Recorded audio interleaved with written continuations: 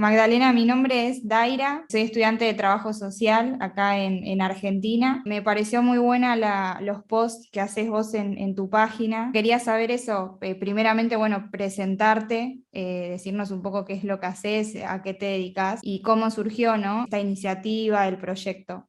Me llamo Magdalena Blight, soy psicóloga, soy chilena, vivo en Chile. Y un poco el proyecto nace porque tuve la oportunidad de hacer mi práctica profesional en el extranjero, en Estados Unidos, específicamente en Denver, Colorado, uno de los estados con mayor tasa o índices de suicidio dentro de Estados Unidos. A pesar de eso y de que es un tema súper preocupante, está súper bien, entre comillas, manejado de cara a los profesionales. Por lo menos en el centro en que yo trabajaba me capacitaron muchísimo, incluso desde antes que me fuera tenía que hacer cursos para llegar desde una base mínima para saber, por ejemplo, cómo disminuir riesgo en personas que presentan ya riesgo suicida. A partir de ahí, bueno, aprendí muchísimo, trabajé en un centro de salud mental, hacía los ingresos principalmente y eran de modo telefónico, entonces se ponía a un nivel más de riesgo porque no teníamos a la persona presente, entonces ¿cómo nos hacemos cargo de las personas que están en riesgo sin tenerlas ahí? Fue un tremendo desafío, pero del que se aprende mucho. Luego hice mi tesis allá, la defendí en Chile, hice una tesis, la hice desde allá, pero no me dejaron hacerla con personas del centro, entonces la hice con personas de Chile, con estudiantes de universitarios para evaluar los conocimientos sobre cómo ellos pueden o qué es lo que se debe hacer en caso de que una persona presente riesgo suicida. Y bueno, nos dimos cuenta, yo en mi estudio y al final quienes me acompañaron, el profesor, metodólogo, etcétera, que muchas personas no saben cómo intervenir en riesgo. Y eso es sorprendente cuando vemos que las cifras de Chile y Sudamérica van en aumento. Y yo sabía que iba a pasar eso porque yo antes de llegar a mi práctica no tenía conocimientos, entonces seguramente nadie los iba a manejar muy bien. Es un tema muy tabú, entonces desde ahí nace una energía profunda por tratar de traspasar a que se comience a hablar de esto. O sea, es una realidad de la que no podemos hacernos ciegos. Entonces llego a Chile, me defiendo mi título, mi tesis, ya era profesional y desde la facultad de mi universidad nos ofrecieron la opción de hacer un curso para redes sociales, cómo hacer nuestra marca personal, que estaba dirigido por una psicóloga que a mí me gustó muchísimo y me motivó muchísimo. Es súper entretenido todo el contenido que hace y ella ayuda a psicólogos en el fondo y a psicólogas a poder salir a la luz y crear contenido y poder ayudar y encontrar el propio camino. Y ahí me impulsé, empecé a hacer este Instagram y en la misma universidad hay una semana que se llama Semana I, en donde se plantean desafíos de a partir de distintas organizaciones, exalumnos, incluso las mismas facultades de la universidad presentan desafíos que los alumnos tienen que inscribirse a uno. Y ahí me invitaron a participar y hice el de Rompamos el Tabú. Entonces la idea era que los estudiantes que se inscribieran también armaran contenido. Y ahí poco a poco, ahí nace y es como se ha podido mantener. Mientras vos estudiabas la carrera de psicología, ¿te llamaba un poco la atención el tema del suicidio y demás? ¿O recién una vez que te recibiste y bueno, viajaste allá a Estados Unidos, es que empezaste a ahondar más, digamos, en esta problemática? Yo siempre he pensado que el suicidio es de alguna u otra manera la fase terminal como de la medicina cualquier enfermedad. O sea, el cáncer cuando mueres porque ya no se pudo hacer más. El problema con la salud mental es que no se habla, es que no se valora, es que no se considera, desde mi parecer, desde el Estado, ¿no? Desde lo público hasta lo privado, hasta lo mínimo. No nos conversamos y preguntamos cómo estás por recibir un bien y tú, no por recibir un mal, ayúdame. Entonces, siempre me ha llamado la atención que finalmente esa es la última instancia porque si nosotros pudiésemos entregar recursos, más vidas se pudiesen salvar. Sin embargo, no estaba muy introducida en el tema, no sabía tampoco qué era lo que quería hacer, si me quería ir más a lo organizacional, si me quería ir a lo clínico. Entonces, desde ahí, esto me ayudó mucho a poder definirme. Incluso hoy día tengo un proyecto junto a mi amiga que nos fuimos a Denver, que es desde prevención de salud mental. O sea, va dirigido a eso, no solamente al suicidio, porque hay puntos previos que también se pueden prevenir. Y para digamos, para el suicidio, ¿qué es en sí? Tiene que ver con la salud mental, pero digo, en términos más o menos generales, ¿qué sería la salud mental y qué sería el suicidio a nivel así psicológico, psicopatológico? La salud mental tiene que ver como en parte de nuestro bienestar. Somos seres integrales que nos componemos de lo físico, de lo mental, ¿no? Y tal como está la salud física, también está esa parte mental. De lo que refiere al suicidio es cuando una persona termina con su vida y hace un acto para terminar con su vida, pero de manera consciente, o sea, con la decisión de terminar con su vida. Y generalmente la persona que se va a suicidar, leí ahí un poco tus posts, estos dichos o estos mitos de el que se suicida no avisa y demás. ¿Cuánto de verdad hay en esto? O sea, es una realidad que las personas dan señales. Si bien de repente uno podría decir me sorprende, quizás a ti no te llegó la señal, pero la persona a alguien sí se lo debe haber manifestado. No tiene por qué ser tan explícito, de repente pueden ser, sin lo verbal, los gestos también lo demuestran, ¿no? Cuando hacemos cartas de despedida, ¿no es cierto? Empezamos a regalar cosas que son valiosas, eso también son señales de alguna manera que algo está pasando. Hay una diferencia acá, por ejemplo, entre la angustia o la depresión. ¿Es más un desencadenante de una depresión profunda o de una angustia profunda? No sé si son lo mismo. No, la angustia es más como una emoción del momento. Cuando hablamos de una depresión es algo más prolongado, ¿no? Es algo como que ya han pasado días y es como un estado más constante, un cuadro. Sí, el suicidio no tiene que ver directamente con eso. Ahora, las estadísticas muestran que quizás sí, muchas personas tenían depresión y terminaron con su vida. Eso no quiere decir que yo necesito tener depresión para terminar con mi vida. Y desde, digamos, en el entorno familiar y eso, ¿cómo nos damos cuenta de que una persona no está pasando un buen momento anímicamente o de amigos y demás? ¿Cuál sería el punto para decir, bueno, necesitas ayuda, un tratamiento? ¿Cómo los podemos acompañar? ¿Cómo nos damos cuenta desde afuera? Porque también creo que muchas veces es complejo, ¿no? La gente se lo suele tomar a mal. Yo creo que lo más importante, y ahí en el mismo Instagram también hay un post que habla de los 4 pasos, ¿no? A nadie nos enseñan qué es lo que tenemos que hacer y cómo llegar, qué decir, o tengo que llamar a la policía, llamo a una ambulancia, pero desde lo más humano yo creo que es conectar con el corazón, con el oído y no con la boca.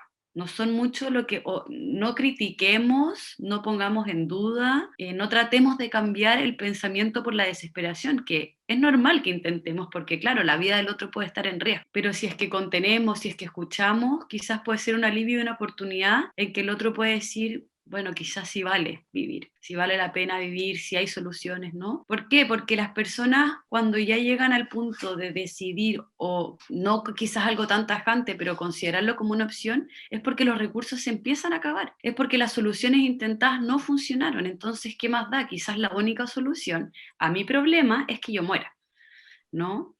Quizás una manera de hablar, una manera de transmitir, es decir, que finalmente el suicidio es una solución permanente a un problema pasajero. Por muy eterno que se vea, es como lo estamos mirando. Y ahí se puede hacer la invitación a iniciar un proceso terapéutico que se acompañe de un profesional que pueda ayudar, pero siempre darlo como una opción, darlo como un recurso y no como de repente una obligación, a no ser que realmente la persona esté en riesgo, y eso ya involucra acciones que es como llevar a una urgencia, ¿no es cierto? Que la persona se interne, pero como estamos en pasos previos, de repente podemos partir dándole espacio de conversación y empezando a introducir a la idea a un psicólogo. Ahora, no sé cómo pasa en Argentina, pero en Chile todavía existen muchos tabú o hay una visión muy negativa del psicólogo. No, es para los locos, es para enfermos. Yo creo que todos los años avanzamos a que más personas llegan sin pensar que están enfermos, y eso es muy bueno. Pero también existen personas que siguen creyéndolo desde ahí. Entonces también entender desde dónde lo ven y quizás de a poco ir mostrándoles que puede ser una buena opción. Perdón esta pregunta, capaz que no, nada que ver, pero digo, ¿todas las personas podemos llegar a pensar, por ejemplo, en el hecho del suicidio o tiene que ver con una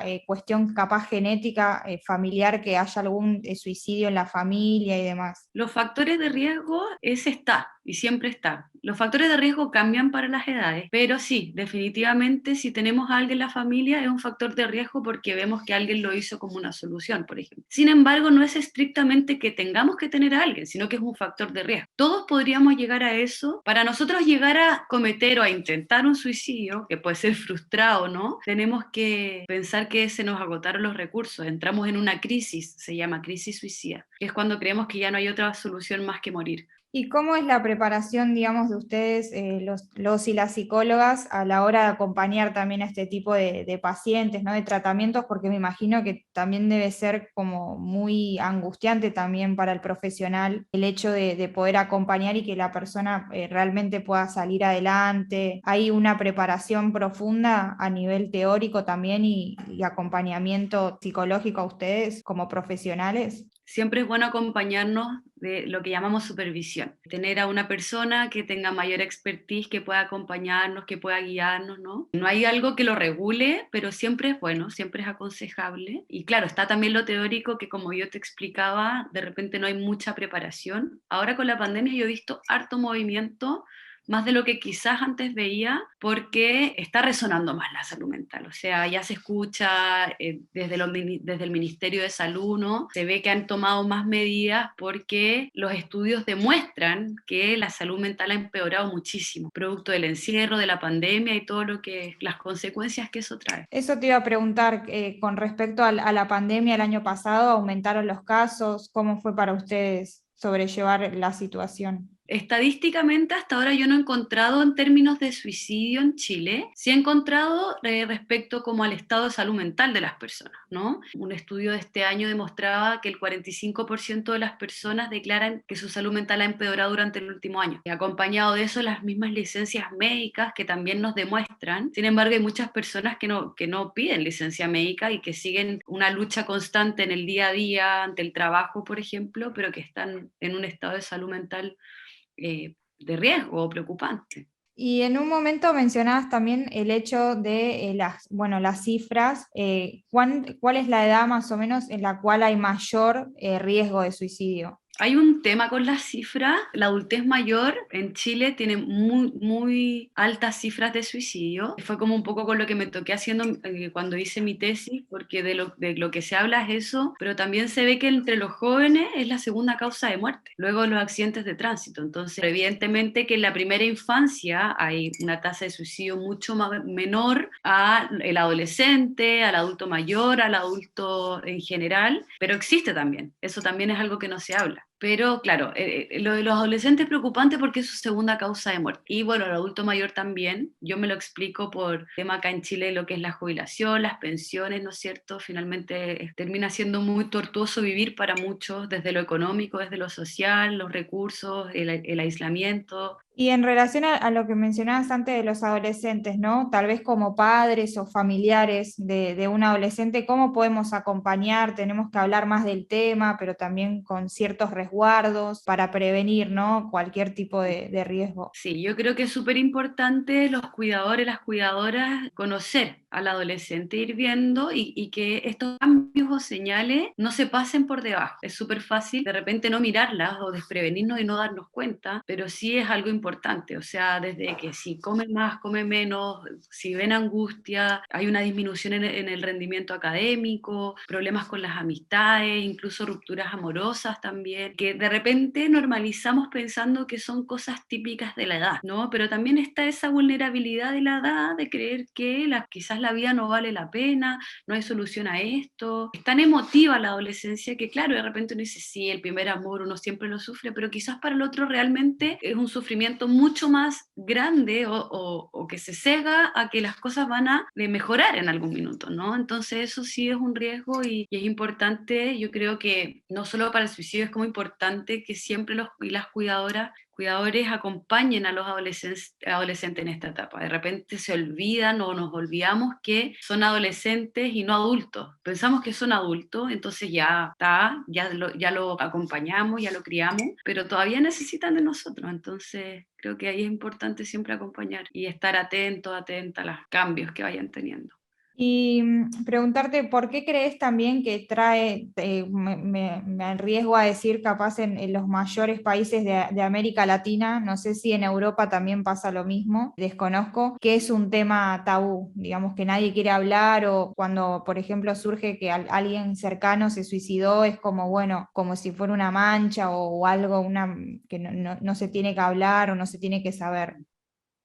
yo no tengo la respuesta, más es como lo que yo puedo pensar o creer. Yo creo que es de partida porque no hablamos de salud mental. Entonces, si no hablamos de lo mínimo, de poder entender que hay días malos, de poder entender que hay días tristes, de poder entender que no fue un buen día, ¿cómo vamos a hablar de suicidio, no? Es como si ni lo más mínimo se conversa, si no nos damos tiempo de expresar de repente por miedo a lo que nos digan, o porque incluso de repente el otro no quiere escuchar las desgracias ajenas, ¿no? Entonces llegamos a un punto en que terminamos por colapsarnos a nosotros mismos, porque decirle al otro nos puede dar vergüenza, decirle al otro puede que nos dé la espalda. Hay como temores desde transmitir a que nos transmitan también, como me tendré que hacer cargo de esto. No hay una cultura de bienestar. De a poco se ha ido insertando en las organizaciones, poco a poco se está valorando, se está implementando, pero no ha sido un cambio, o sea, un proceso que yo creo que todavía no llegamos. Y fue el mismo miedo incluso de mi experiencia en Estados Unidos, cuando a mí me decían, me estaban entrenando y me decían, ahora pregúntale si se quiere matar. Y yo, ¿cómo le voy a preguntar si se va a matar? Yo, que soy de la salud mental, tampoco estaba preparada para eso, porque es difícil. Y Sí. me di cuenta en el camino que nadie se arruga. Es más, yo la que me arrugué por preguntar que lo que la otra persona por responder. Sí, me quiero matar. Y es una realidad que quizás preguntando uno le da la ayuda, pero cuando no preguntamos también aporta a que las cifras aumenten porque nadie le da el recurso o nadie extiende una mano por sostener a la persona. Y en esos casos, por ejemplo, ¿cómo se procede? ¿Hay un acompañamiento, por así decirlo, 24 horas a esa persona? ¿O no sé si se la acompaña yendo a la casa continuamente? ¿Cómo se manejan? En todos los países es distinto. O sea, evidentemente la realidad de Estados Unidos es que existe un número de crisis que van a tu casa, te van a buscar, ¿no es cierto? Te internan. Hay ciertos médicos y profesionales que tienen la facultad de internarte obligatoriamente por un par de horas porque estás en crisis, ¿ya? Entonces en un estado de crisis necesitamos que salga de crisis la persona. Después de ahí en adelante ya está como después de ciertas horas, la oportunidad de decidir o no si nos quedamos. Igual hay muchos factores que inciden, ¿no? Pero un poco en general funciona así. Y en todos los países es un poco distinto. Lo que sí es importante, y es lo que los profesionales manejamos más seguramente, es que tenemos que decidir en qué nivel de riesgo está la persona, ¿no? Porque es distinto una persona que diga, he pensado que quizás, no sé, he pensado que me gustaría dormir eternamente, que es una señal mínima, pero que puede crecer a morir, ¿no? A que una persona te diga, me voy a matar mañana, ¿ya? Ahora, de pasar a querer dormir eternamente por estar viviendo un periodo complicado con factores de riesgo, a matarme, la crisis aparece en cualquier minuto. Y ahí está el peligro, ¿no? ¿Por qué? Porque ¿cómo hacemos que la persona no lo haga si todavía tampoco lo está pensando y ni lo está declarando como tal? Y ahí existen entonces medidas preventivas que podemos hacer para que si la crisis apareciera, la persona no tenga a su alcance las cosas para atentar contra su vida. Y bueno, ya para ir finalizando, ¿cuáles son los proyectos para la iniciativa, ¿no? que estás teniendo vos con la página y bueno, con tu profesión que tenés a futuro? Más que a futuro es un poco bien presente. Creamos un proyecto con una amiga que nos fuimos a Estados Unidos, que es mi socia hoy día, que se llama Previen. Es un servicio de prevención de salud mental en donde creamos una herramienta digital para los psicólogos que trabajan en el fondo con nosotros. La herramienta también se va a vender como por separado para centros de salud y otras cosas, pero la herramienta lo que hace es medir sintomatología. En 30 minutos se hacen una serie de preguntas que arrojan síntomas, no un diagnóstico. Se mide suicidio, ansiedad, depresión, trastorno de estrés postraumático, entre otras cosas. Entonces lo que nosotros hacemos en el servicio de Previen es que nos dirigimos a distintos tipos de organizaciones, colegios, empresas, municipalidades, lo que quiera, una organización, y evaluamos a los integrantes y las integrantes de la organización. Esto con la finalidad de que en esos 30 minutos no solamente evaluamos, sino que entregamos recomendaciones y en el caso de que la persona arroje resultados graves, los ayudamos a iniciar una terapia. Entonces hacemos algo que se llama derivación asistida y hacemos que las personas comiencen a ir al psicólogo, evidentemente como una propuesta, no puede ser obligación, ¿no es cierto? Pero sí les mostramos cómo pudiesen mejorar las cosas en un espacio de contención, en donde pueda conversar sus cosas. Y a partir de todos esos resultados se hacen intervenciones organizacionales para que la misma empresa o organización genere prácticas que aporten en el bienestar de las personas y en su salud mental, entendiendo que hoy día cada vez más las organizaciones lo integran. Entonces estamos en eso trabajando ahí full para que ya se ponga en marcha ahora este semestre. Y socialmente, ¿qué crees que nos falta todavía para mejorar, ¿no? Como sociedad y como individuos, para poder dejar de tener este tabú sobre los suicidios y demás y establecer una escucha? Bueno, como mencionabas vos, el hecho de aceptar también que todos tenemos problemas y a veces no nos sentimos bien y está bien eso también, pero cómo podemos mejorar esto, ¿no? Socialmente para también ayudar a los demás. Mi opinión está en la educación.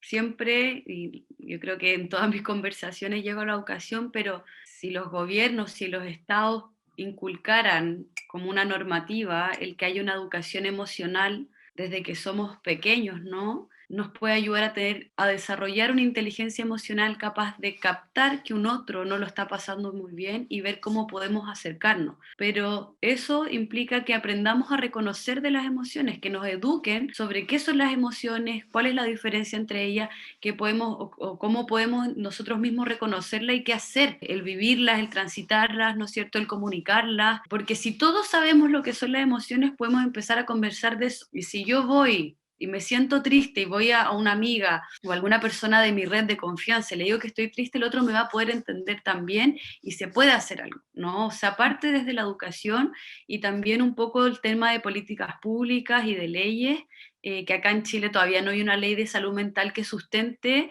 lo que existe. Entonces, por ejemplo, hay un manual, hay un protocolo de suicidio que las universidades o la televisión tienen que seguir ciertas cosas para disminuir la tasa, pero como no hay una ley que lo respalde, no hay nadie que acredite que se esté haciendo eso, ¿no? Entonces no sacamos nada en generar políticas así sin algo, una base sustentable que lo acompañe. Entonces un poco desde lo más legal, ¿no? Y un poco desde la educación, creo que eso nos falta para que la sociedad pueda aprender y todos aprendamos de esto y que haya un cambio en el proceso. Y la última pregunta que te hago sería, ¿qué le dirías tal vez a alguien que esté pensando negativamente, ¿no? O en el hecho de que tal vez su vida no tiene sentido o que tenga las intenciones o los pensamientos de suicidarse? Eh, yo le diría que todos podemos llegar a eso, pero que como llegamos a eso y aparecieron, también pueden desaparecer. Y que para eso es importante que tratemos de buscar esa ayuda, que por más que en esos momentos tan negativos creamos que podemos estar solos, siempre hay algo, hay alguien de lo que podemos aferrarnos, ¿no? Y que al final el terminar con la vida es una solución permanente ante algo pasajero. Muchas gracias, Magdalena. Voy a dejar acá después tu Instagram, conversemos de suicidio. No sé si te gustaría capaz agregar algo más que no hablamos o decir algo, lo que quieras. No, la verdad es que darte las gracias por la invitación. Espero que esta información, si bien es como bien amplia, pueda servirles desde cómo ayudar a alguien a incluso a las personas que también puedan estar pasándolo mal. Y bueno, en el Instagram hay contenido, de repente es difícil y es como el desafío que me planteo de cómo llegar en un lenguaje que todos podamos entender sin caer en lo técnico, en lo profesional, pero por lo menos existe algo de material de los que les pueda ayudar, tanto personal, ¿no? Como si tenemos a alguien que está pasando por un momento difícil y eso espero que les sirva, si lo visitan, puede Sí, sí, ayudar. seguramente. Está muy bueno realmente lo que publicás, también el hecho de las fotos y que sea también un material audiovisual visible, está buenísimo que se pueda también compartir, ¿no? Totalmente, que se rompa el tabú, que podamos conversarlo y que sigamos para adelante. a pesar de que de repente nos estanquemos, que podamos ver esa luz en algún minuto.